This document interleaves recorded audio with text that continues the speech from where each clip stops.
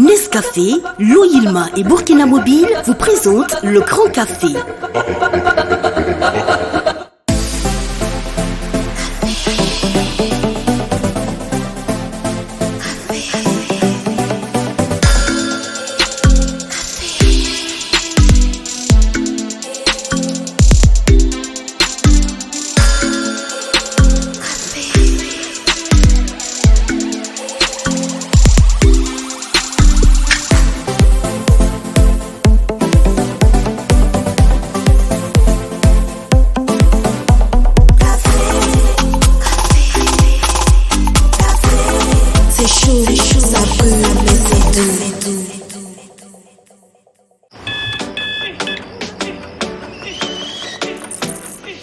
Vous n'attendez pas la vie.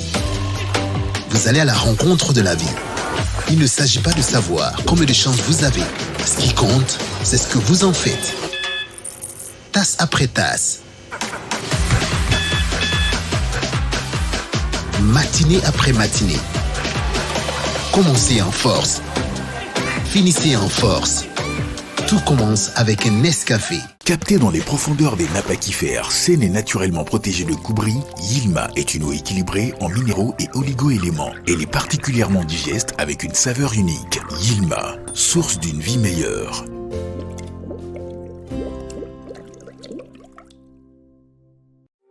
En 2021, au Burkina Faso, nous restons les numéros 1 de la vente d'électronique de dernière génération. Nous mettons à la disposition de notre clientèle de plus en plus exigeante à la technologie de pointe, des téléphones portables et accessoires intelligents, des tablettes et écrans à affichage Retina, des caméras motorisées de surveillance connectées, des ordinateurs du futur, des câbles, des connectiques, des disques durs, des téléviseurs Android, des caméras numériques professionnelles, des drones.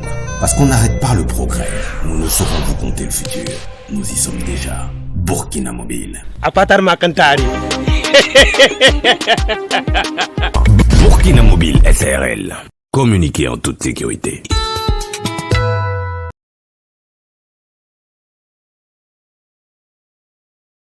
Mesdames et messieurs, voici le coach Simon.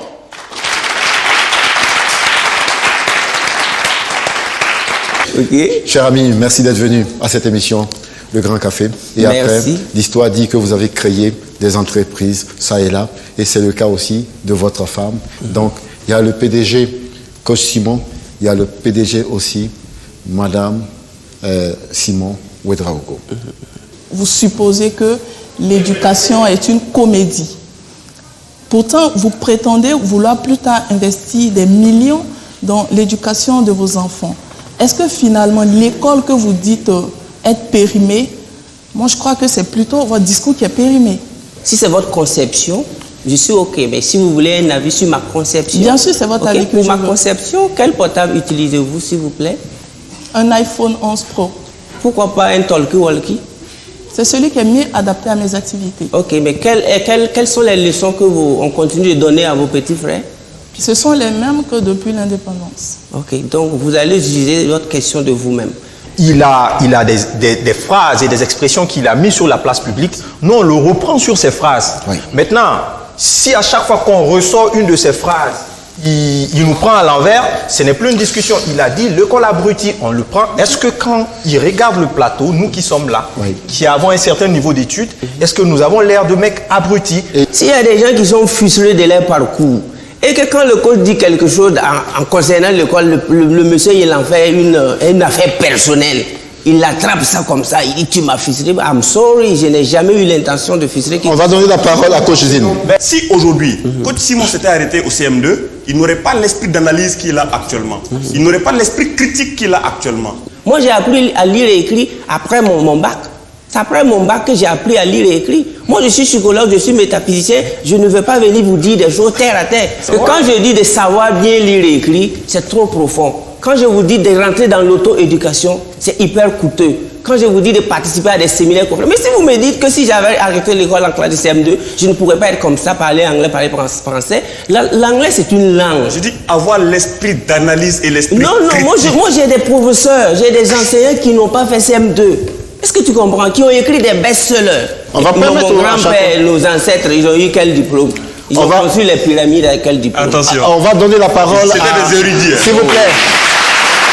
On va donner la parole moi, à la limite, je pense que c'est du business que vous faites. Bien sûr, vous-même, vous êtes en business. Laissez-moi terminer. Vous êtes dans mon business. Dites-le aussi de me laisser poser ma question. Dites-le aussi de me laisser poser ma question. Est-ce que vous sous-entendez là que la reconnaissance des diplômes par le CAMES, c'est une perte de temps pour vous? C'est ce qu'il a dit d'ailleurs. Bon. Donc moi j'ai dit chez moi, pour moi, l'attestation d'un homme normal, c'est quand il n'a pas fait. L'attestation d'un homme normal, c'est quand il vit bien. Écoutez-moi. Je voudrais qu'ensemble ici, on s'accorde quand même sur votre concept, votre entendement de la réussite. Ici, pour moi, quelqu'un a dit que l'unité de mesure du succès, c'est l'argent. L'unité de mesure de l'eau, c'est le litre. L'unité de mesure de l'air, c'est les bars. Donc, nous sommes dans une société régie par de l'économie. Donc, la réussite ici, pour moi, c'est quelqu'un qui arrive à se tailler vraiment une place dans la société, réussir non seulement moralement, socialement, sans blesser quelqu'un et sans voler quelqu'un.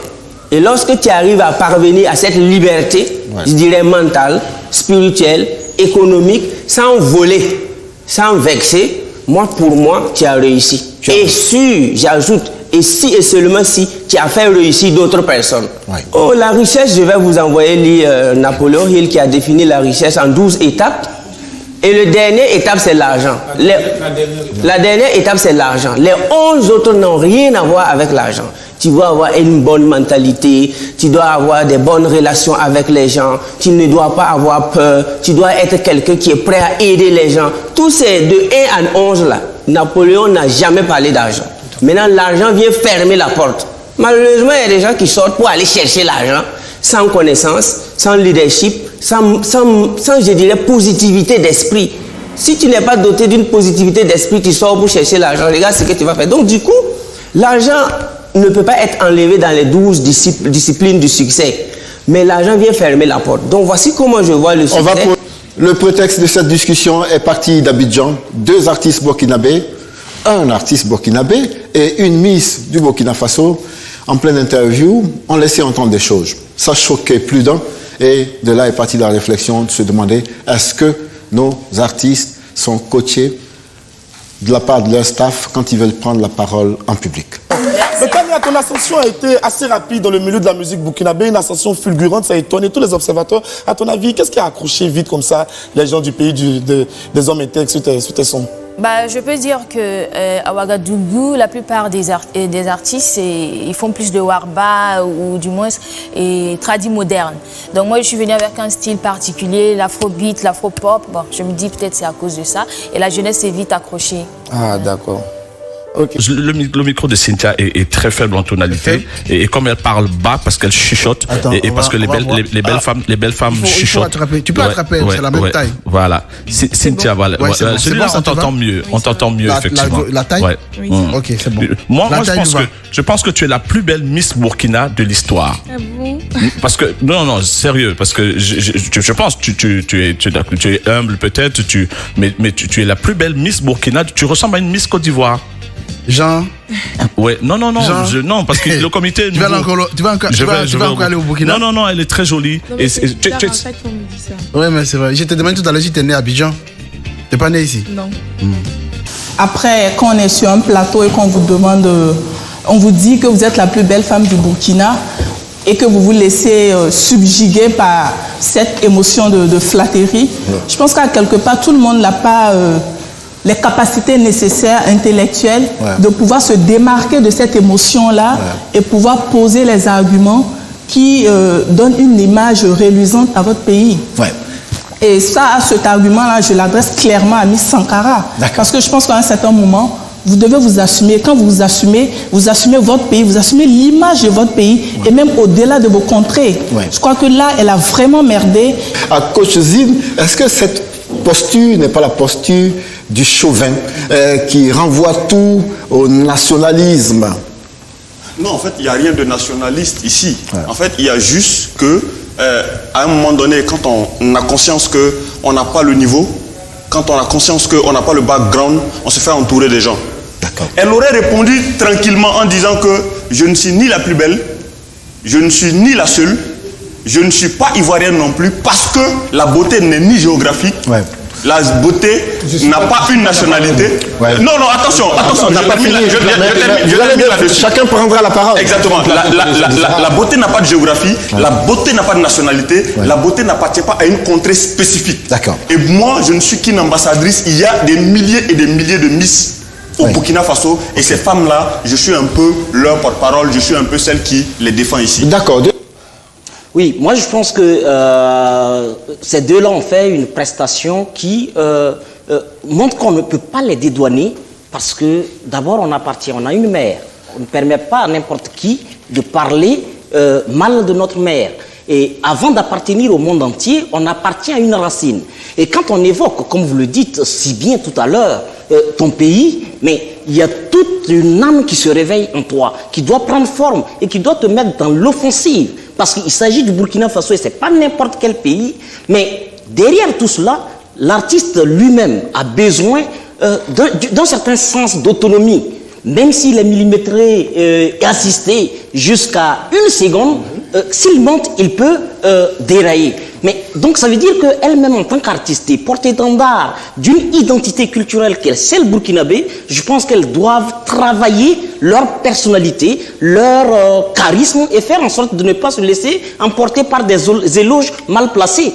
Concernant la Miss Sankara, moi je me dis c'est pas que le staff ne fait pas son travail, mais face à certains propos, je pense qu'elle pouvait rebondir humblement en disant voilà, merci pour le compliment que vous me faites, mais je ne suis pas la plus jolie fille parce qu'on lui a dit voilà, vous êtes la plus belle Miss de l'histoire et là il y a de très jolies filles chez moi. Il suffit de faire juste un tour, je ne sais pas s'il est déjà venu ici, mais s'il vient à notre pays, il va constater qu'il y a de plus jolies filles que Cynthia Sankara. C'est vrai qu'elle a été élue Miss Burkina 2018, mais il y a d'autres qui ne se sont pas présentées. Si elle s'était présentée, c'est pas évident qu'elle allait gagner le concours. Maintenant, si on te dit ces genres de propos et que tu restes là à sourire, c'est comme si la beauté était dédiée à une nation particulière.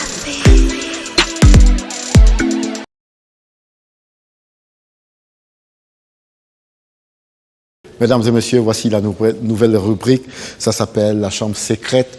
Et celle qui est allée s'entretenir avec un artiste, vous la connaissez, c'est le premier visage de La Chambre secrète. Elle est toute belle, toute mignonne, mais attention, ces questions n'ont rien de gentil. Voici Sonia Loyara.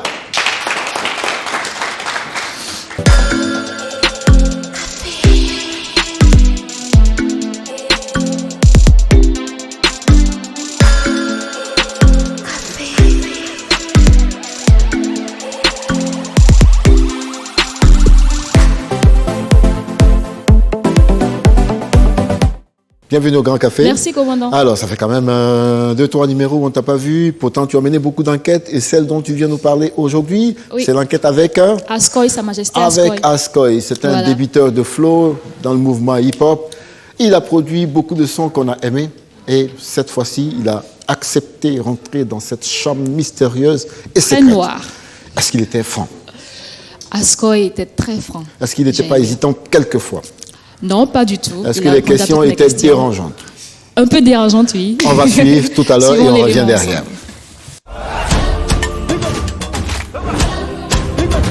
Nescafé vous présente La Chambre secrète.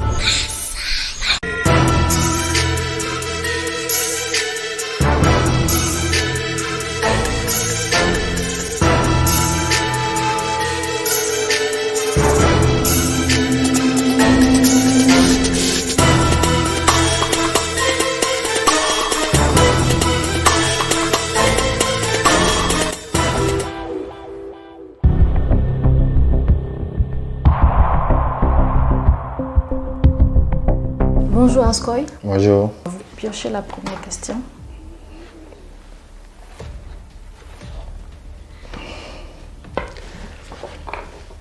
On dit que certains managers ne sont pas compétents vis-à-vis de leurs artistes. Selon vous, pensez-vous que votre manager fait l'exception? Je vous écoute. Pas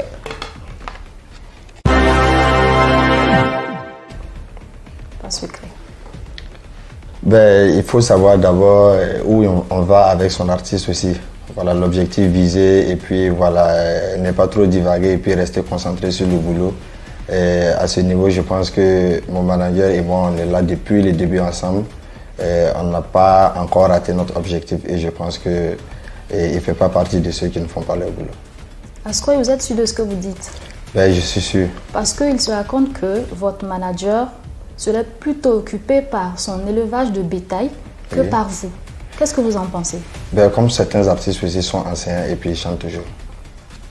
Enseignants et qui chantent toujours. Voilà, mais donc pas à le un certain... cas avec oui, mais votre à un certain manager. moment donné, je pense que si il n'y a pas les moyens pour avancer, il faut peut-être aller chercher les moyens ailleurs pour venir compléter, pour que les choses puissent avancer. Donc je pense qu'il est éleveur, ça ne gêne pas qu'il soit manager. Parce que le double boulot ou bien le triple boulot, ça existe toujours. Mais vous, en tant qu'artiste, est-ce que ça ne vous gêne pas? Ben, tant que ça m'apporte, pourquoi ça va me gêner? Ça vous apporte quoi en fait? C'est ce que je Ben, ça apporte une crédibilité quelque part parce que à un certain moment donné, on n'a pas besoin de, c'est pas 500 francs de quelqu'un pour aller payer une clé USB pour nous mettre nos chansons et puis les mettre à la télé ou aux radios. Donc, quelque part, ça m'apporte. D'accord. Ouais. Prochaine question. Ok.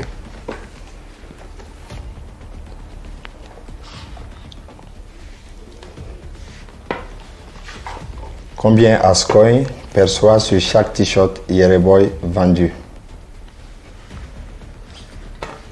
C'est pas secret donc on peut en parler. C'est pas secret du tout. Bon, disons que Yereboy déjà c'est la famille, hein. Voilà, c'est constitué de 5 personnes et on essaye de faire avancer comme on peut et un t-shirt Yereboy est vendu à 10 000. Mais le fait qu'on produise les t-shirts ici, on n'est pas déjà dans la rentabilité. C'est-à-dire que ici, pour être dans la rentabilité, il faudrait peut-être que tu aies une machine pour produire tes t-shirts ou bien et que tu les fasses venir de la Chine, un truc comme ça. Et nous, on n'est pas dans cette logique de je perçois, à ce qu'on perçoit combien sur un t-shirt. On est dans la logique de combien les t-shirts rendent à Yereboy pour que Yereboy puisse exister en fait. Alors là, est-ce que Yereboy est présenté un peu partout au Burkina Faso? Bon, disons que ça aussi c'est un problème de moyens parce qu'on n'arrive pas à dispatcher les t-shirts un peu partout, mais quand même sur commande on peut arriver à le faire. Vous ne pensez pas que c'est cher, 10 000 francs pour un t-shirt?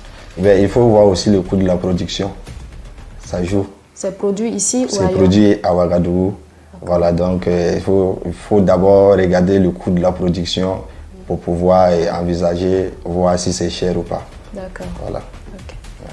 Prochaine question, c'est bon? Ok.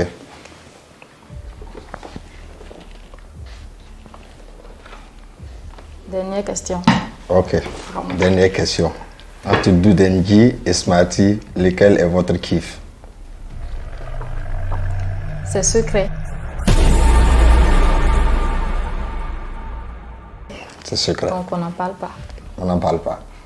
Sa Majesté Ascoy, Oui. Nous sommes à la fin de notre petit entretien de chambre secrète.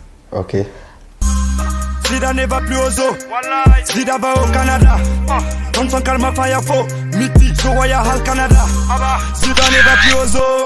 Zida va au Canada. Thompson Kalma Fayafo. Miti, Soya Hal Canada. Thompson d'apporte à l'école. École primaire de Moctedo.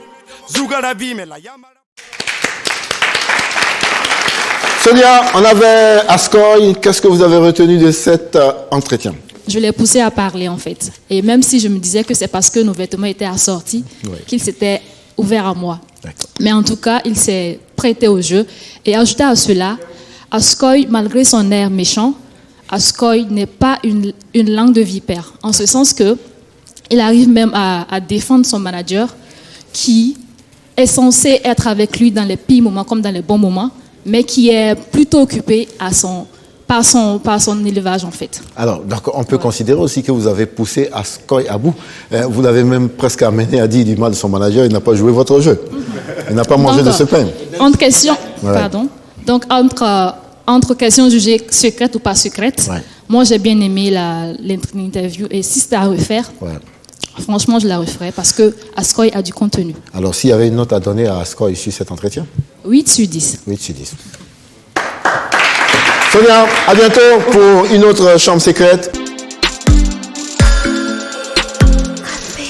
Hervé, on a la question à coach Simon. Oui, coach, j'ai suivi votre parcours qui a été compté, commandé également par vous-même, mais je suis un peu resté scotché sur votre mariage. Vous avez parlé de mariage métaphysique. Qu'est-ce que vous entendez par mariage métaphysique? Est-ce qu'il a été légalisé? Comment ça s'est réellement passé, votre mariage? Donc là, je parle de mariage cordial, d'âme à âme, d'esprit à esprit, et basé vraiment sur l'honnêteté, parce que tout ce qui se passe hors des deux personnes, c'est ce qu'on appelle régularisation de situation, peut-être même vouloir faire plaisir à d'autres personnes. Donc du coup, la règle normale qui dit que quand tu vois une fille, d'abord il faut connaître ses parents. Donc j'ai suivi cette étape, aller jusqu'à ce que les gens appellent communément PPS. Et après ça, j'ai jugé vraiment qu'après avoir respecté vraiment tous ses parents et fait tout ce que les gens appellent d'autres, moi j'ai dit que tout le reste là, en tant que jeune, j'ai jugé que vraiment si on s'aime vraiment, on peut vivre, on peut beaucoup travailler, parce que beaucoup de gens prennent des prêts pour se marier et prennent le mariage, c'est-à-dire la festivité, la cérémonie, parce que les gens confondent cérémonie de mariage et mariage lui-même. Moi, je me suis marié, donc, mais je n'ai pas encore fait ce qu'on appelle cérémonie de mariage, et vous allez avoir la chance de voir cette semaine. Officiellement, au niveau de la loi, est-ce que vous êtes marié? C'est ce que je veux savoir également. Quelle loi? Parce qu'il y a deux lois, la loi universelle. La mairie? Oui, la mairie, non, la mairie, non. Vous n'êtes pas marié? Non. Ouais. Donc vous n'êtes pas marié? Officiellement? D'accord. Si on veut suivre la logique de Hervé, on a beaucoup de couples ne sont pas mariés. Nos parents ne sont pas mariés. Et là-dessus, je ne peux pas vous suivre, monsieur David. Donc là, Midi ou Clémentine, la question. Non, c'est pas la fête. Coach Simon, vous incitez beaucoup la jeunesse à investir dans la crypto-monnaie, la bourse et le trading. Pourtant, si je me rappelle bien, le 7 mai 2019, il y a le Conseil régional de l'épargne publique et des marchés financiers qui a interdit toute collecte de fonds de ces sociétés dites de trading. Beaucoup de jeunes ont investi dans ces sociétés et malheureusement, ils ont perdu beaucoup d'argent parce qu'aujourd'hui, ces sociétés sont dites insolvables. Pourtant, Coach Simon, vous continuez à prêcher le trading, vous continuez à prêcher en fait les placements d'argent. Est-ce que finalement, vous ne prêchez pas le faux pour tous ces jeunes qui vous suivent, pour tous ces jeunes qui vous prennent en exemple? Alors, est-ce que ce n'est pas un hors-la-loi finalement? Oui. Cette question peut être posée à Warren Buffett ou à George Soros. Elle est posée à Coach Simon Ouedraogo. Donc, Warren Buffett, pour votre information, c'est le plus grand trader du monde, George Soros. Donc, c'est pour vous dire que le marché boursier existe. Le marché boursier de Londres, de Tokyo et tout. Et nous, on a découvert ça très, très tard. Et où il faut se former et aller. Et inciter les gens à investir chez qui? Investir dans ta propre éducation et investir dans ta propre plateforme. Moi, je n'ai jamais pointé le doigt d'une société. Allez-y mettre l'argent là. Donc, est-ce que vous parlez de manière récurrente du trading? Bien sûr, parce que ces sociétés, ce sont des sociétés de trading. Vous savez que c'est Je une ne fais réalité. pas marketing d'une société de trading, je fais marketing du forex et du trading. Et vous prenez une activité qui est censée fructifier de l'argent. Et quand ces jeunes investissent, c'est pour avoir un fonds pour entreprendre, ce qui est votre idéologie à la base. Donc, d'une manière ou d'une autre, vous êtes pour ces activités-là. Maintenant, si aujourd'hui, ces sociétés qui sont qualifiées d'escrocs, bon, finalement, on se pose des questions sur vous. Pour être très clair, vous prenez quel genre de trading? Moi, je prenais le trading des crypto-monnaies et le forex. Et moi-même, j'ai perdu 96 millions dans le trading. Et demain matin, je trade encore et j'investis encore. Jusqu'à ce que je gagne. Et cela veut dire que... Est-ce que vous estimez alors que l'argent que ces jeunes ont perdu, qui peut-être représentait toute leur économie, est normal? Parce que vous estimez que tout investissement, bien sûr, est lié à un risque. Dans mon école de formation, si tu investis plus de 10% de ce que tu as, ce qui va t'arriver, c'est toi qui as cherché. En investissement, quand tu as 100 000, tu investis 10 000. Mais si tu as 100 000, tu vas prêter 100 000, ajouter, investir. Et winning include losing. Gagner, c'est perdre. Donc, c'est pourquoi, en tant que trader, chaque jour que Dieu fait, la courbe monte, la courbe baisse. Et si tu n'es pas habilité à trader, c'est à toi d'aller demander à un trader de t'aider. Donc, c'est pourquoi. Allez-y, regardez, vous pensez qu'on peut construire gratte-ciel en faisant des charrettes? Quand vous regardez Dubaï, Hong Kong, Tokyo, les gratte-ciel, c'est fondé sur quoi? C'est la spéculation boursière. Les gars sont des grands traders. Mais c'est une partie qu'on a cachée à la jeunesse africaine. Parce que si tu t'amuses à connaître ça et que tu te formes, tu peux sauver toute une famille. Du coup, Et maintenant, moi, je convertis les maîtres d'œuvre en trading de Bitcoin et des crypto-monnaies. La technologie de la blockchain.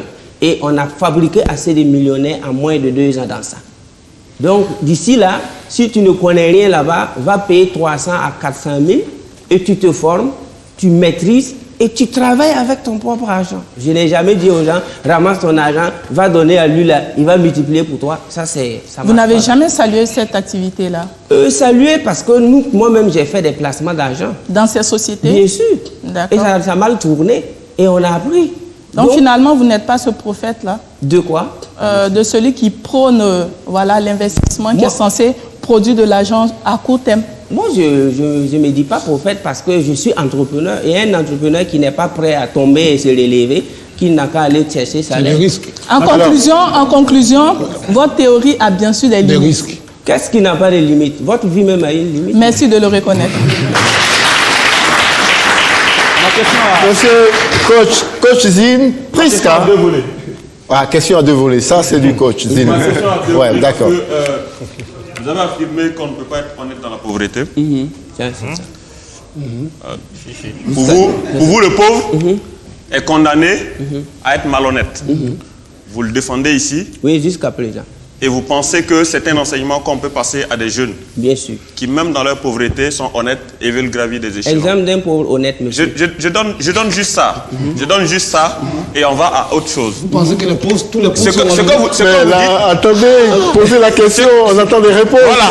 Ce que vous dites là est aussi peut-être l'expression d'une certaine misère morale, misère intellectuelle, misère conscience. Et c'est ça qui est peut-être important à mettre en lumière. La deuxième chose que je voudrais dire, c'est sur l'argent. Vous en avez fait à la limite une finalité parce qu'aujourd'hui, seuls ceux qui possèdent des usines, qui possèdent des bitcoins, qui possèdent des actions, peuvent avoir droit au chapitre du débat dans la construction de l'Afrique et du monde de manière générale. Est-ce que vous estimez que malgré tout ça, malgré tous ces exemples que je cite là, en termes de possession, est-ce que vous pensez qu'il y a des hommes de valeur qui n'ont pas l'argent, qui n'ont pas d'usine, qui n'ont pas de mobilier, qui n'ont pas de building et qui sont peut-être des modèles qu'on doit présenter à la jeunesse? Exemple, ma mère. Ma mère n'a pas de compte bancaire. Mon père n'a pas de compte bancaire.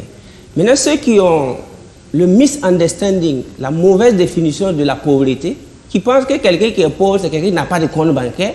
Je vous ai dit que Napoléon Hill a donné 12 lois de la richesse et l'argent ferme la porte. Donc, quand quelqu'un est pauvre, c'est qui?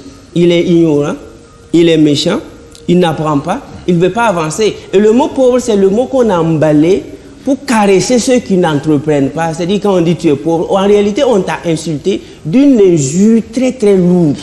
Et quand on vous flatte qu'on va aider les pauvres, donc la richesse, c'est plus l'argent. Donc la richesse, c'est pas l'argent alors. Mais quand ils ont parlé de la fille aveugle là, on va l'aider avec le diplôme. C'est pas l'argent qu'on a enlevé pour l'aider. Finalement, il se contredit. Donc écoutez,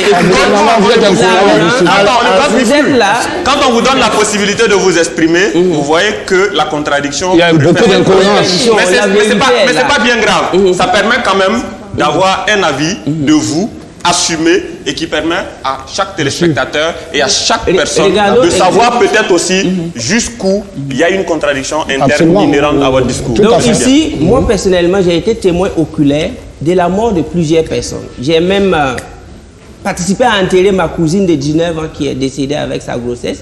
Et on l'a même enterrée avec sa grossesse. Moi, j'étais là, je ne pouvais pas pleurer parce qu'on n'avait pas l'argent à l'époque. Il n'y avait absolument rien et celui qui l'a enceintée n'avait rien.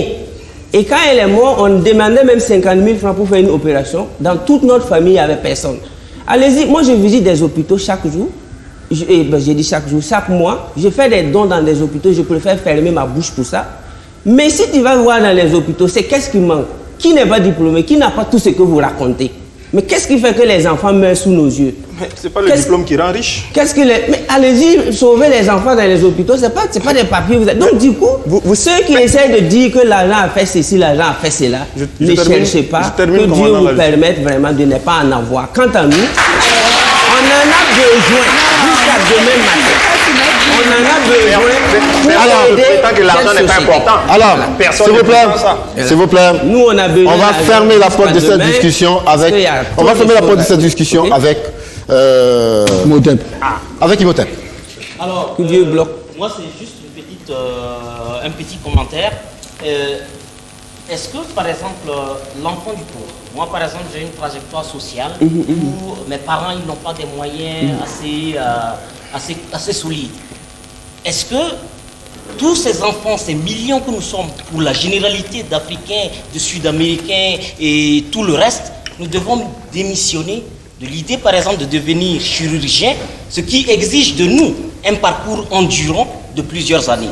Donc je pense qu'il y a matière à relativiser et à préciser très clairement que votre propos, parce que jusque-là, il y a une confusion. Et si nous en faisons un débat, c'est parce que, en voulant choquer les gens, pour qu'il y ait de la réaction par le bas, les gens ont fini par avoir l'idée que l'école, il faut l'abandonner. Alors que une société qui n'a pas de médecin, Simon par exemple a besoin d'un médecin spécialisé, et il ne va pas chez le généraliste.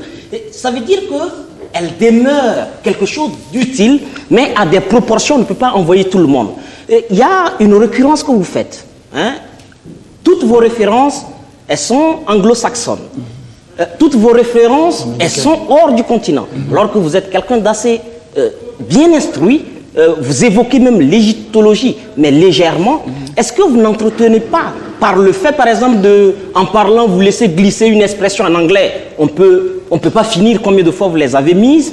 Est-ce que vous êtes en train de convaincre les gens qu'il y a une langue, par exemple, qu'il faut aller chercher hors du continent et qu'on ne ferait pas, par exemple, la morée, qu'on ne placerait pas une morée pour créer de la confiance? C'est la question, et on va donner une réponse rapidement. Parce que j'aime me focaliser de où nous on va mendier. Quand on part pour demander l'argent là, c'est ici ou bien on va ailleurs. C'est là où nous on part demander là. C'est là-bas moi je pars pour apprendre. Donc quand on dit le gouvernement n'a pas les moyens, il n'y a pas d'argent, moi j'aime recenser la nationalité des bailleurs de fonds. Et dès lors que les bailleurs de fonds ne sont pas le Ouïghour et le Noir, hein, moi je m'en vais apprendre ce que le bailleur de fonds a appris pour pouvoir financer et dicter ses lois. Ils ont été à l'école. Donc du coup, ils ont été à l'école. Oui, quelle école? Et l'histoire que je vais vous raconter rapidement, c'est l'histoire des 9 personnes qui ont vu le trou. Le premier, il met sa main, puisqu'il partait chercher de l'or. Quand il a mis sa main, il a été mordu par un serpent.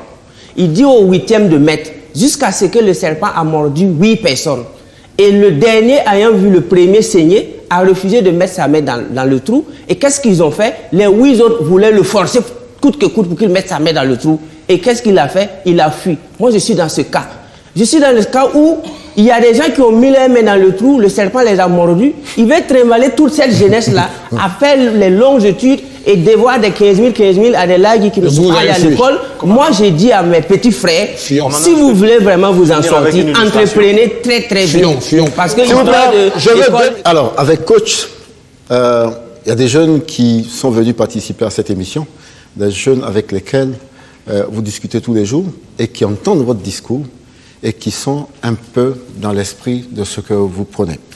On va poser la question à une demoiselle et à un monsieur. Moi, je m'appelle Ouedraogo Draman. La question est toute simple pour commencer. Qu'est-ce que vous faites dans la vie? Maintenant, je suis crypto-trader et agronome. Avant, vous étiez? Avant, j'étais un ingénieur, statisticien, mathématicien. Voilà, un ingénieur statisticien, c'est quelqu'un qui a fait des études quand même. C'est ça. Voilà, et on va jusqu'à quel niveau pour débloquer ce diplôme? Ok, c'est un bac plus 3 à l'université de Ouagadougou. D'accord. Maintenant, après mes études, j'ai été embauché dans une société de la place qui me proposait 300 000 francs le mois. C'est ça. Et j'entends parler d'un coach qui dit qu'on doit être milliardaire. Mais avec 300 000 francs, d'abord, je ne peux pas finir ma pauvreté, ni pour ma famille. Et c'est là que j'ai tout laissé tomber. Et j'ai rejoint le coach qui m'a dit à un premier instant, vendez le parfum. Va apprendre ce que les humains veulent et crée ton entreprise. Et là est venu le déclic.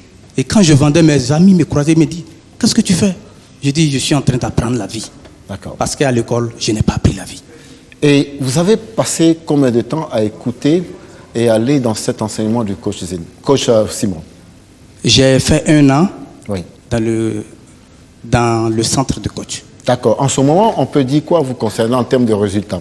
En termes de résultats, c'est énorme parce que j'ai un champ de 1 hectare. J'ai mis un forage. J'emploie 5 personnes. Et je produis du gombo. Qui me remporte 100 000 francs chaque 2 jours. D'accord. Mademoiselle, on entend votre témoignage maintenant. Comment vous appelez et qu'est-ce que vous faites dans la vie?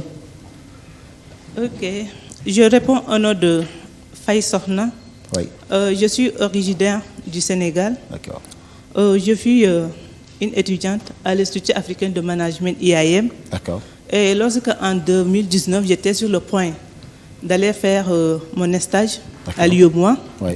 j'ai entendu de ce coach-là, qui vraiment depuis ma naissance, qui parlait enfin le même langage que moi, D'accord. qui disait que en Afrique, on a un cerveau, en Europe, on a un cerveau, en Asie, on a un cerveau, en Amérique, on a un cerveau. Donc, dans tous les cas, nous avons un seul cerveau. Il n'y a pas un continent où là-bas, les individus qui y vivent ont deux cerveaux.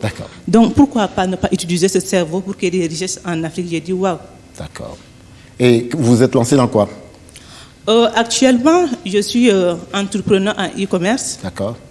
Dans mon lit, je commande mes produits en Chine et je les livre partout ici au Burkina et au Sénégal. D'accord. Et vous avez des clients? D'accord. Je veux, pour le moment, j'ai entendu des gens qui ont quand même un niveau universitaire. Puis-je entendre des gens qui n'ont pas un niveau universitaire parmi vous? Est-ce que ça existe? Ouais. Est-ce que ça existe parmi vous? Voilà. Est-ce que ce n'est pas aussi le résultat, ce n'est pas la preuve de ce que certains chroniqueurs ont dénoncé? Mais s'il vous plaît.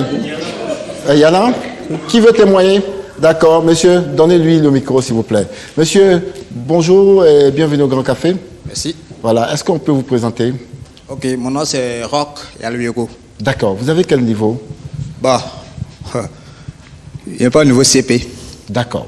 Alors, vous avez entendu le coach Simon. Oui. Lui nous a beaucoup parlé de lecture. Qu'est-ce que vous avez lu? Bon, et quand j'ai eu à entendre le coach parler dans la radio, bon, vraiment, ça m'a beaucoup plu. D'accord. Donc, j'ai eu à échanger avec mon grand frère, qui est en collaboration avec le coach. D'accord. Et je lui ai dit non, bon, ce que le coach a eu à dire, moi, ça m'intéresse beaucoup. Bon, en ce moment, je travaille avec un patron qui me paie par jour 1000 francs. 1000 francs. 30 000 francs par mois, on va dire. Voilà, 30 000 francs, voilà. Donc, je lui ai dit non, bon, je vais entreprendre. D'accord. Donc, il est allé voir le coach. Il m'a dit, il va chercher un jour, m'inviter, je vais l'échanger avec le coach. Il dit, il n'y a pas de souci. Bon, la première fois, j'ai eu à échanger avec le coach.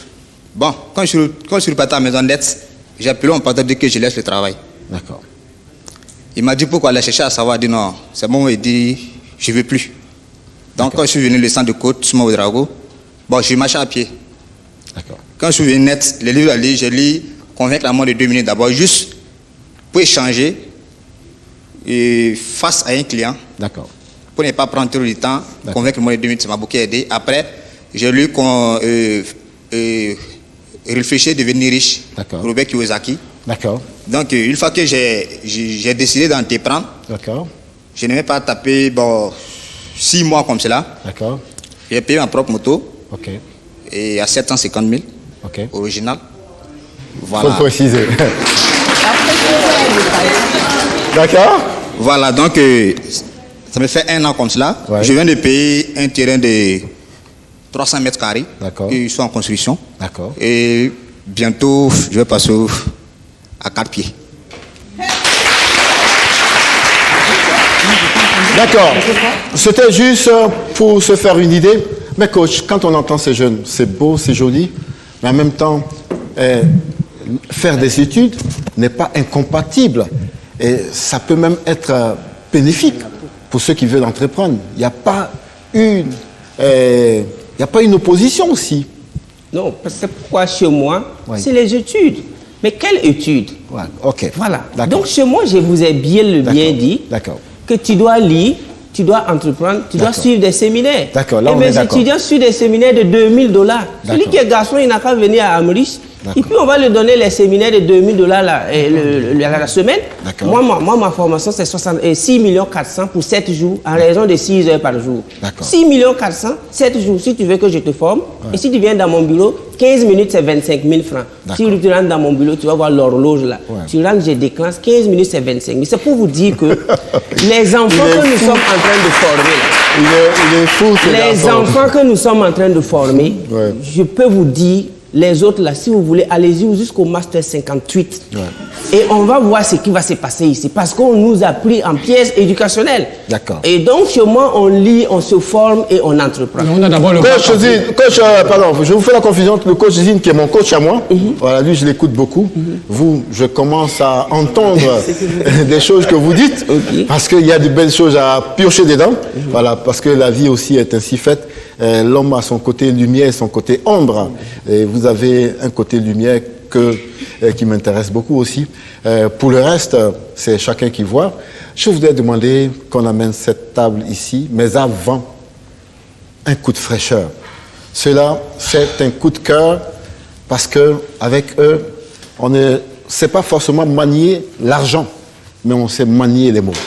Ils dansent avec les mots, ils chantent avec les mots, et ils mettent les mots en mouvement. Et tout ça dans une harmonie totale, c'est consonne et voyelle. Il y a quand même une page sombre dans leur histoire. Ils étaient 4 au début, et malheureusement, la vie est ainsi faite. Foudroyé, il y a un d'entre eux qui est parti, qui a tiré sa revanche. Mais le groupe ne s'est pas disloqué pour autant. On dit que nos blessures souvent nous rendent plus forts. Et eux sont dans cette logique-là. Ils ont sorti un album il n'y a pas longtemps, et coach Zine va se prononcer là-dessus, et je donnerai la parole aussi à M. Salif Ackerman pour qu'il se prononce. Mais en attendant, ils sont ici, et comme leur art est vrai, c'est devant 3 micros ouverts et une guitare acoustique qui vont vous déclamer les mots. Mesdames et messieurs, voici consonne et voyelle.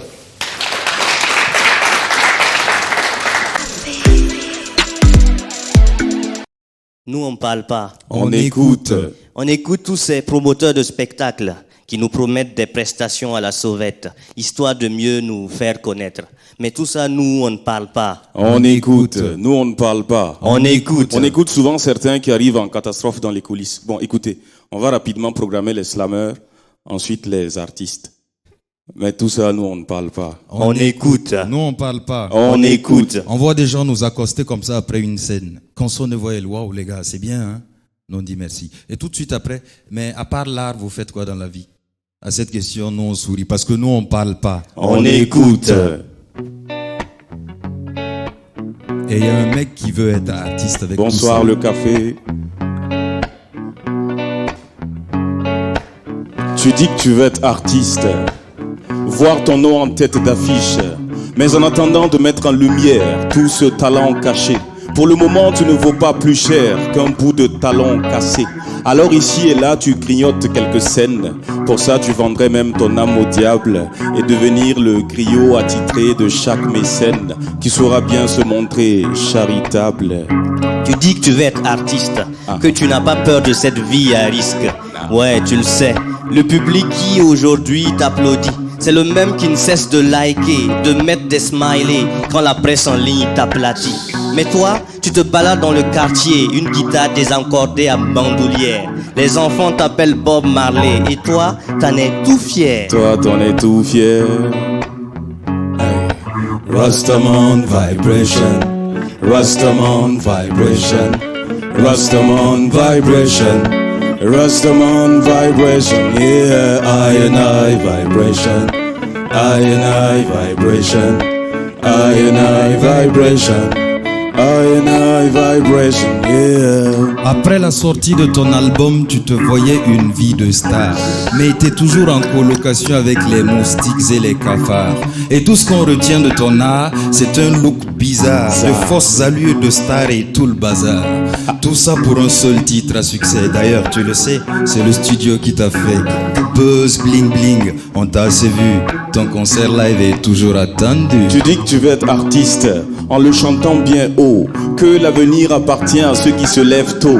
Alors pour ne pas le rater, tu passes tes nuits à veiller, à traîner autour des théières et des bouteilles de bière. Et si ta musique ne t'a pas encore nourri, c'est la faute au ministère. Pourtant tu ne travailles pas, tu ne fais que te balader dans le quartier, une guitare en bandoulière. Les enfants l'appellent Bob Marley. Et toi t'en es tout fier. Lui il en est tout fier. Rastaman vibration, Rastaman vibration, Rastaman vibration, Rastaman vibration. Yeah, I and I vibration, I and I vibration, I and I vibration, I and I vibration. Yeah, artiste. Non. Slammer. Slammer. Non. Chômeur. Amateur. Tu dis que tu veux être artiste, mais pour le moment, il n'y a que des embûches sur ton parcours. On est même allé raconter à ta mère que tu te drogues, que tu as arrêté les cours. Mais toi, tu rêves seulement de faire bouger ton public, pendant que ta mère, elle rêve de te voir passer les concours de la fonction publique. Car pour le moment, tu râles, tu crèves la dalle dans le quartier, c'est toi le ninkal. Mais tu collectionnes les badges des festivals, tu les regardes chaque matin histoire de te refaire le moral. Et quand tu dis que tu es artiste, on te dit que tu as choisi un métier suicidaire, en te souhaitant quand même bon vent pour ta carrière. Car à ce qu'il paraît, ici ça ne nourrit pas son homme. Mais vas-y, prends ce que tu fais. Un jour tu nourriras même ta femme. Mais quand tu vois le mec qui se balade dans le quartier, une guitare désaccordée en bandoulière, les enfants l'appellent Bob Marley, et lui il en est tout fier. On y va. Rastaman vibration, Rastaman vibration, Rastaman vibration, Rastaman vibration. Yeah, I and I vibration, I and I vibration, I and I vibration, I and I vibration. Yeah, I and I vibration. Yeah. Voilà, on va rester là aligné. La première question, est-ce que cette guitare est désaccordée ou pas? Non, elle est bien.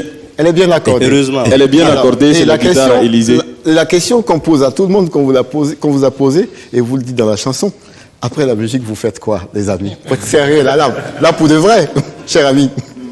Bah, moi, je vais en rajouter une couche, quoi. Bon. À part le slam, je suis animateur, 3D, 2D, précisons, et dessinateur, illustrateur. Dessinateur. Et le nom c'est Béranger. Béranger. Alors, moi c'est Tony. Ouais. Et en plus du slam, je suis acteur, théâtre, cinéma. Ouais, dans l'art toujours, quoi. Et cher ami. Moi c'est Terence. Et c'est pareil pour Tony. Ouais. En plus du slam, c'est le théâtre et le cinéma. Ouais. Donc vous voyez, là, si on vous demande après la musique, vous faites quoi? Vous citez tout ça. Après on vous demande encore, après le dessin, tu fais quoi? Ça c'est compliqué. Ouais, en général, c'est ça. Oui, après ça, vous faites quoi? Bon, je fais ça aussi. Ouais. Oui, mais je veux dire le travail que tu fais, c'est ça. Oui. Mais bon, ça va. Les amis, le slam a pris forme depuis des années dans notre pays, mais vous le faites autrement. Et c'est vrai que quand on vous écoute, c'est un peu un crève-cœur de savoir que malheureusement, beaucoup de jeunes écoutent une certaine musique et peut-être n'ouvrent pas grand les oreilles pour entendre les mélodies que vous déversez. Et surtout, tout cet engagement que vous mettez à travers votre musique. Là, vous faites aussi dans l'autodérision, vous vous foutez un peu de vos gueules, comme on dit. C'est exactement ça. Mais pour ceux qui connaissent consonnes et voyelles, ça va au-delà. Parce que vous êtes des artistes engagés. C'est vrai que le mot est galvaudé en ce moment, mais pour ceux qui connaissent votre répertoire, vous y êtes à fond. La musique, vous l'utilisez aussi comme on appelle un vecteur de message, mais aussi comme une tribune d'expression et de position par rapport à tous ces enjeux de société. Je suis très heureux de vous recevoir. Mais pour vous dire vrai, on sait que vous avez été frappé aussi par la disparition de votre frère et ami. Et quand vous sortez cet album qu'on vient de présenter à la presse tout à l'heure, est-ce que c'est une forme d'hommage que vous lui rendez? Une forme d'hommage, mais aussi de résilience, parce qu'on estime que c'est ce qu'il aurait souhaité. Ouais. Donc du coup, on lui rend hommage en restant debout. D'accord. Donc le groupe est poignardé, mais pas décapité. C'est exactement ça. Comme il l'a dit, l'album est baptisé Black Vanilla en son honneur. D'accord. Et pour nous, c'est plus qu'un album, c'est une promesse. D'accord. Et on essaie tant bien que mal de rouler notre boss. Ouais. Et voilà. Merci pour tout, pour tous ceux qui nous ont soutenus pendant ces moments. Ouais. Et voilà, c'est la vie, on vit avec. Et quand on vous écoute, quand on suit un peu la trajectoire que vous donnez à votre musique, on a l'impression, c'est vrai que tout le monde a besoin d'argent, mais ce n'est pas le principal au cœur de votre art. On sait bien que vous avez autre chose où aller grappiller un peu de quoi vivre, mais la musique reste une sorte d'exutoire aussi, et de choses qui vous maintiennent en vie, bien sûr. Tout à fait. Quelqu'un a dit que l'acte de créer une œuvre, c'est un aveu. Et on est beaucoup dans ça. Si l'argent vient, ben, c'est tant mieux. C'est tant mieux. C'est pas à jeter, quoi. Ah non, je vais demander à deux personnes de se prononcer qui sont très accrochées au poids des mots et à la belle plume et à la pointe d'écriture. Je vais parler à Coach Zine et après à Salif Akeman. Coach. Ouais, ça fait un peu bizarre de les retrouver sur scène ici parce qu'en fait c'est des amis. De tous les jours. On se connaît, on connaît cette histoire-là. Ça a commencé déjà depuis la période de l'Institut français. Après c'est passé par Gambidi et voilà, ça donnait Siraba, le premier album. Le deuxième album, Black Vanilla, c'était 4 personnes au départ. Aujourd'hui, il y en a 3.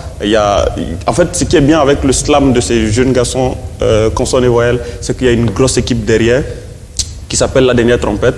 Il n'y a qu'un élément ici. Élysée. Et vous avez pu entendre déjà ce que ça donne. Je veux qu'on applaudisse Élysée quand même. Mais il y a tout un groupe derrière et ce qui est le plus important, c'est le message. Et moi je dis, c'est ce slam-là qu'il faut promouvoir et non le slam récitation qu'on nous sert souvent dans certaines cérémonies ou par certaines personnes. Et là, on a de la musique qui est bien faite, on a du message qui est bien distillé et surtout, on a 4 plumes vagabondes, comme ils se disent eux-mêmes, 4 alchimistes du verbe qui savent manier la chose pour faire entendre raison à qui de droit. Bravo les gars. Et avec le premier album, ils sont allés au Massa. Et on leur souhaite d'aller cette fois-ci encore plus loin. Peut-être plus loin. Merci beaucoup. Voilà. On va parler à Salif Akeman, qui lui est un bon chinois, bon teint, qui voue comment on appelle, un culte particulier pour le genre musical que Arafat fait.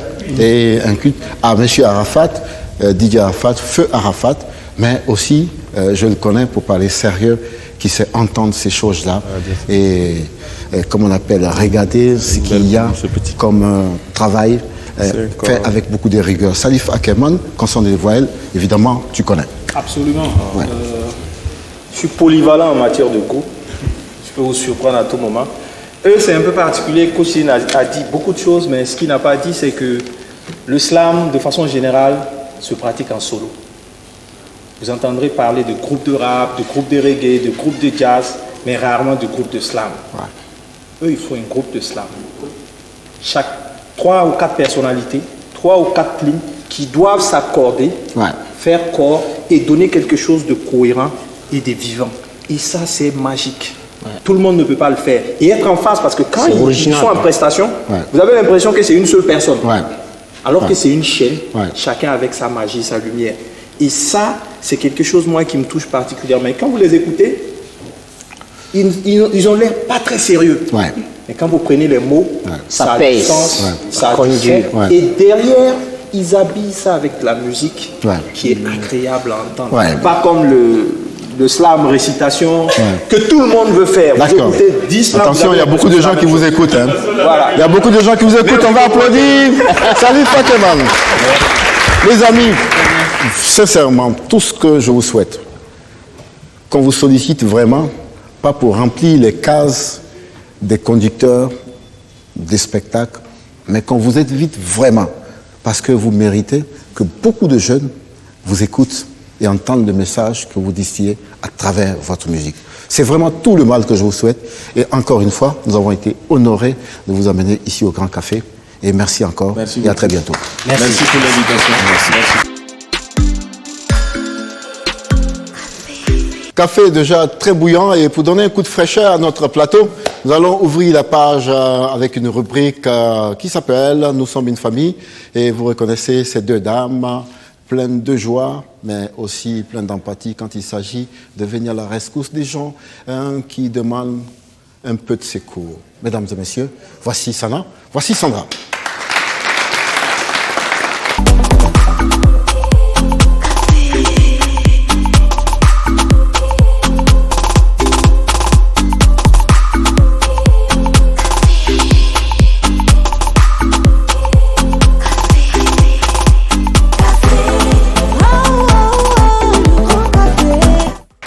Bienvenue, Merci. les Miss. Aujourd'hui, une autre histoire, un autre élan de solidarité. On y va. Commandant, vous savez, un handicap ne saurait être un frein à l'épanouissement ou à l'intégration d'une personne dans la société. Cette citation paraphrasée de Zambi Serge illustre parfaitement l'histoire de notre sœur que nous allons partager ensemble. Tani est une jeune fille vivant avec un handicap visuel. En d'autres termes, elle est née aveugle. Cependant, de par son parcours scolaire, elle nous démontre qu'un handicap visuel n'est pas un frein à l'envie de vouloir réussir dans cette vie. Tout commence lorsqu'elle intègre le centre de formation des handicapés en avant de Mahadaga en 2006. Une fois dans cette école intégratrice, elle fait preuve d'acharnement, de dévouement jusqu'à l'obtention du CEP. Après l'obtention du CEP, elle intègre un collège privé. Dans ce collège, Tani continue dans cet élan de vouloir réussir. C'est une battante. D'ailleurs, pour la petite histoire, sur un effectif de 80 élèves en 6e, elle s'en sort avec la moyenne de 18 sur 20, faisant d'elle la première de sa classe. Avec tout ce qu'elle a eu à faire comme effort, elle ne pouvait qu'obtenir le BEPC avec succès. Après l'obtention du BEPC, Tani poursuit son élan jusqu'à l'obtention du baccalauréat en 2019. Nouvelle bachelière, Tani s'intéresse à la communication. Elle décide donc de s'inscrire à l'Institut des techniques de sciences de l'information et de la communication. Cependant, l'accès à cet institut ne fut pas du tout aisé pour elle car elle a dû faire un test. Les responsables avaient des doutes quant à sa capacité à pouvoir faire face aux défis qui l'attendraient. Tenez-vous bien, elle a réussi ce test avec brio, faisant d'elle la première étudiante vivant avec un handicap visuel de cet institut. Un handicap physique qui n'est donc pas un handicap intellectuel, vous l'aurez constaté, nous avons affaire à une lionne. Une qui, malgré ce déficit visuel, a su faire preuve d'une bravoure incroyable. Elle est une véritable leçon de vie parce que par son parcours, elle nous apprend simplement que qui veut, peut. Tani est déterminée, elle est prête à rompre avec les idées fatalistes. N'être aveugle n'a pas été impossible pour elle de se faire une place dans le monde intellectuel. On avait par le passé fait une demande de solidarité à son égard pour lui acheter une moto. Et par vos différentes contributions, tout cela a été possible. Mais si aujourd'hui nous nous tenons devant vous, c'est simplement parce que nous savons que nous pouvons faire beaucoup plus pour cette femme battante. Nous pouvons relever le défi de l'aider à continuer à vivre et à gérer son quotidien. Ici, l'objectif fixé serait de lui donner une enveloppe par mois qui lui permettra de gérer ses charges parce qu'elle est étudiante, elle est en colocation, elle a plusieurs charges. Et si vous faites bien le compte, 50 000 francs x 12 égale à la somme de 600 000 francs pour une prise en charge annuelle. Nous pensons que cela est tout à fait possible parce qu'elle est très ambitieuse et vous savez que la vie ne donne pas tout. Elle a fait, elle a donné du sien et je pense que nous tous ensemble, nous pouvons l'aider à continuer son combat, à être une référence en ce qui concerne le courage, la persévérance et surtout la réussite. Alors, ça veut dire que si nous sommes 10, 12 à donner 50 000 francs CFA, nous avons relevé le défi de celle-là. Elle a besoin, on doit lui donner 600 000 francs, c'est notre défi. 600 000 francs pour vivre chaque mois avec au moins 50 000 francs CFA. Les filles, ce défi, on peut le relever. Et je sais que vous allez venir la semaine prochaine et vous allez nous dire que des gens ont contribué et que cette jeune dame, brave dame, est rentrée en possession de cette enveloppe. Donc il y a forcément un numéro qui défile au bas de l'écran. C'est le numéro orange. Vous versez votre argent là-bas, vous venez physiquement donner l'argent parce que nous pouvons réceptionner ça au niveau de l'équipe du café. Merci beaucoup. Bon défi et je sais que ça va bien fonctionner. Merci madame. Merci. Okay. À bientôt. Alors, coach Simon, là c'est un élan de solidarité à l'endroit de quelqu'un qui allait à l'école, qui avait un handicap au plan visuel. Et avait-elle comme seule porte de sortie l'école ou avait-elle un autre choix? Parce que je vous ai écouté dans une de vos émissions, on parlait d'un handicapé et vous avez sorti une belle formule, c'est vrai que je la retiens. Vous avez dit que si le sort vous a amputé les jambes, ne vous a pas amputé le cerveau. Là, on comprend bien que vous voulez dire, tant qu'il y a quelque chose qui fonctionne dans le cerveau, on est capable de défier tout et de gravir les échelons pour réussir sa vie. Parlons de ce cas d'abord de cette Tani. Est-ce que ça vous parle, ça vous touche cette histoire? Et puis, vous répondez à la question. Oui, ça me touche vraiment parce que, mais on a dit choose your battle, elle est battlefield. Il ne faut pas qu'elle va souffrir aussi pour rien. Ouais. Voilà, donc elle n'a qu'à conjuguer sa souffrance. Parce que j'ai aidé pas mal d'handicapés comme ça, qui étaient dans des universités et aussi voulaient avoir un master. Ouais. Pour manger même, c'est compliqué. Ouais. Quand ils font l'accueil à l'UO, on le fait tomber. Donc j'ai reçu des gens comme ça que j'ai donné des bourses dans mon école à Maurice. Aujourd'hui, ces jeunes handicapés-là arrivent à partir sur le marché de Binance pour se faire minimum 10 000 par jour. Ils sont devenus des traders parce que quand on est handicapé, lui par exemple c'était des pieds, il s'assoit, on l'a offert un ordinateur, on l'a formé. Aujourd'hui le gars il s'en sort bien, peut-être qu'un jour il va venir témoigner. Quant à celle-là, moi je loue son courage et sa combativité. Pour cela, Amris prend à charge ces 600 000 tout de suite et maintenant.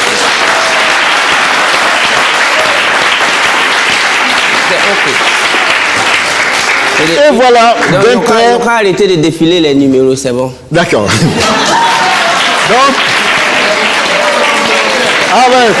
coach, non, laissez, on va ajouter l'argent de coach Simon, lui a réglé pour cette année 2021, 2022. En 2022, vous pouvez continuer de donner de l'argent, mais pour cette année, on va dire c'est fermé. Je voulais qu'on l'applaudisse très très fort encore. Oui. Parce que ce que nous faisons en ce moment, c'est des débats d'idées et forcément, c'est pour que la lumière jaillisse encore. Et il n'y a aucune animosité. On peut ne pas être d'accord sur nos différentes positions, mais je crois que c'est pour ça aussi qu'on vous a invité. Ce n'est pas pour être forcément en accord avec vous, coach. Mensonge ou vérité dans les yeux de mademoiselle Yelbi, coach Simon, c'est maintenant, mais avant, accueillons mademoiselle Yelbi.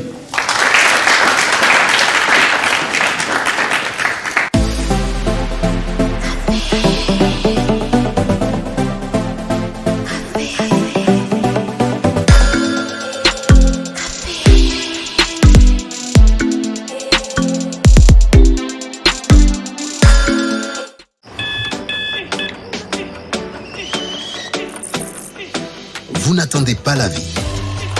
Vous allez à la rencontre de la vie. Il ne s'agit pas de savoir combien de chances vous avez. Ce qui compte, c'est ce que vous en faites. Tasse après tasse. Matinée après matinée. Commencez en force. Finissez en force. Tout commence avec un Nescafé. Capté dans les profondeurs des nappes aquifères, saines et naturellement protégées de coubris, Yilma est une eau équilibrée en minéraux et oligo-éléments. Elle est particulièrement digeste avec une saveur unique. Yilma, source d'une vie meilleure.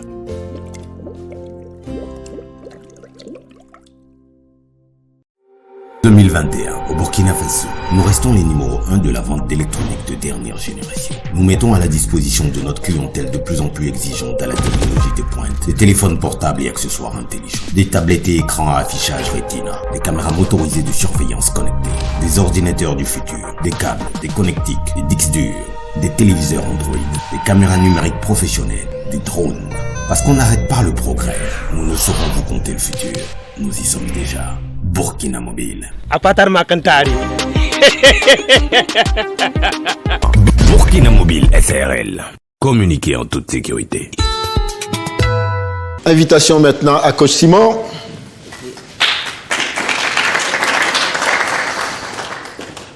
Mademoiselle Yelbi, c'est bon, ça va? Oui. Est-ce que vous êtes prête pour les 10 questions? Bien prête. Est-ce que nous sommes dans les caresses ou nous sommes dans le coup de poing? Douce en même temps vipère. Waouh, les deux à la fois. Bon. J'ai mangé des vipères en Côte d'Ivoire. Peut-être. On y va. Coach Simon, bienvenue sur ma table de vérité et de mensonge. Merci. Je vais vous emmener 10 questions comme ça, auxquelles vous devriez répondre par mensonge ou vérité sans aucun commentaire. Oui. On est d'accord? Avant de commencer, on va boire de l'eau. Ok. Thank you. Il se dit que vous avez coupé tous les ponts avec une bonne partie de votre famille parce que ces derniers sont jaloux de vous. Mensonge. Mensonge. D'accord. J'aurais appris que vous n'êtes pas un grand fan du président Thomas Sankara. Mensonge ou vérité? Mensonge. Hyper mensonge. Super. Mensonge puissance 18. D'accord. Il se dit que le torchon brûle entre vous et votre frère, l'artiste Oxibi. Mensonge puissance 10. D'accord. Mensonge ou vérité, ça s'arrête. Mensonge. D'accord. Votre fortune est estimée à des centaines de millions aujourd'hui, Coach Simon.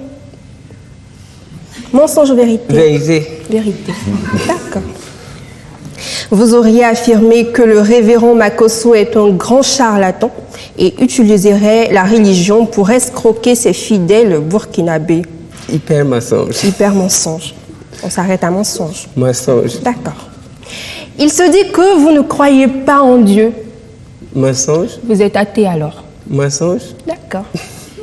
J'aurais appris que vous suiviez vos cours à l'université sans payer les frais de scolarité. Mensonge. D'accord. Vous vous considérez comme un prophète des temps modernes, Coach Simon? Mensonge. Mensonge. D'accord. Vous auriez reçu des menaces de mort suite à vos différentes sorties médiatiques. Mensonge.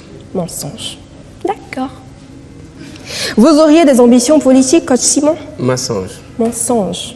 D'accord. C'est tout. Thank you so much. Il y a trop de mensonges là.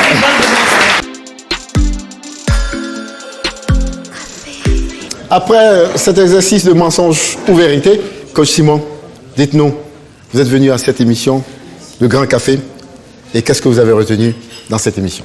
De votre émission, de votre café? Ok, donc déjà, super bien. Et dans un champ morphogénique d'inciter la personne à tout dire. Donc, je crois que c'est super. D'accord. Ouais. Comment vous avez trouvé les chroniqueurs? Des gens qui vraiment essayent d'aider ceux qui sont dehors, parce qu'au fond de toutes les questions qu'ils m'ont posées, c'est pas que de façon personnelle, ils sont comme ça, mais il y a des gens qui s'inquiètent dehors, qui, et à travers ces chroniqueurs, ils veulent que je parle à la place de tout ce grand public qui a des doutes. Donc pour moi, ce sont des vrais chroniqueurs. Parce que dès lors que tout le monde, on commence à me caresser, on me caresse un peu, par exemple, ceux qui suivent mes formations sont d'avis. Mais du coup, il faut quand même des questions, je dirais, contradictoires, afin que je puisse vraiment expliquer à tout le monde comment les choses se passent et qu'est-ce qu'on fait réellement. Donc pour moi, ce sont des bons chroniqueurs. Si chacun allait me lancer des fleurs, ce n'est plus du café, mais du thé froid. D'accord. Donc c'est bon. Et combien de gens vous suivent en ce moment? Et déjà, ma page YouTube, j'ai 51 000 abonnés en 2 ans.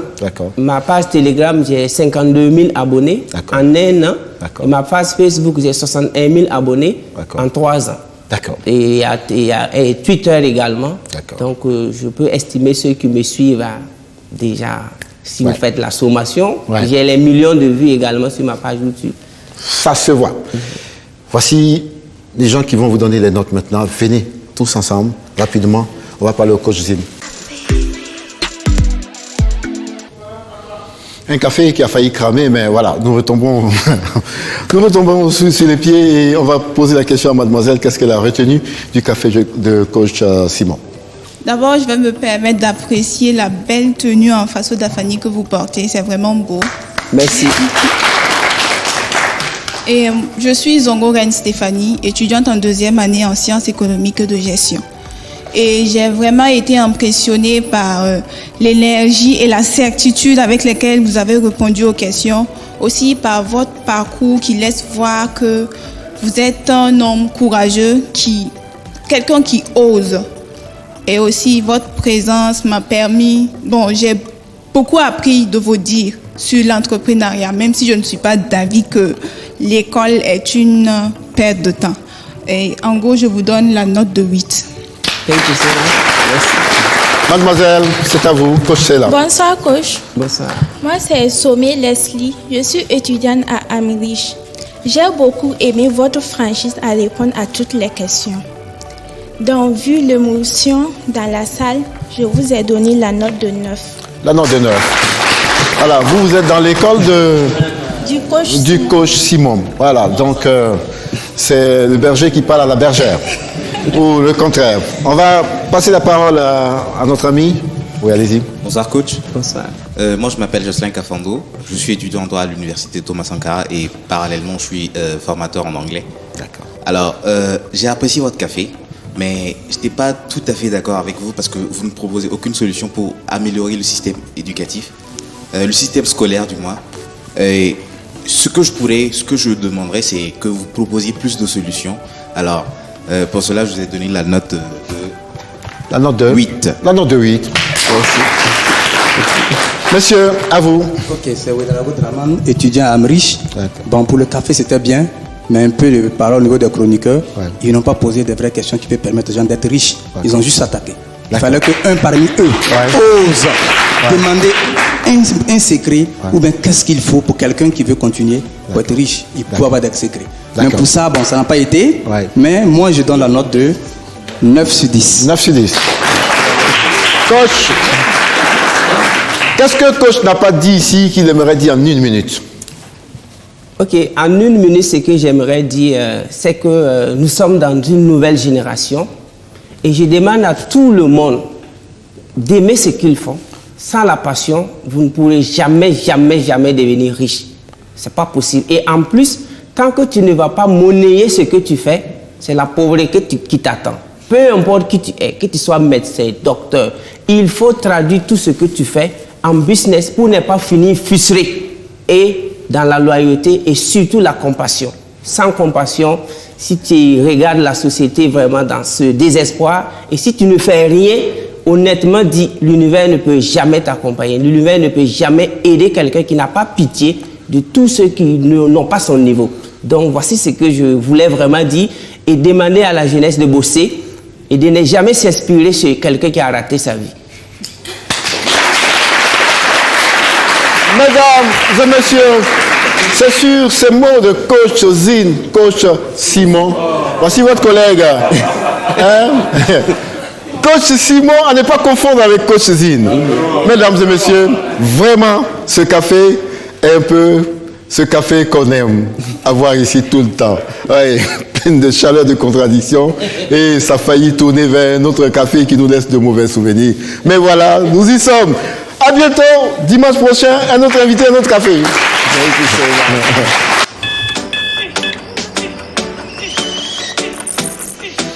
Vous n'attendez pas la vie. Vous allez à la rencontre de la vie. Il ne s'agit pas de savoir combien de chances vous avez. Ce qui compte, c'est ce que vous en faites. Tasse après tasse. Matinée après matinée. Commencez en force. Finissez en force. Tout commence avec un Nescafé. Capté dans les profondeurs des nappes aquifères, saine et naturellement protégée de couperie, Yilma est une eau équilibrée en minéraux et oligo-éléments. Elle est particulièrement digeste avec une saveur unique. Yilma, source d'une vie meilleure.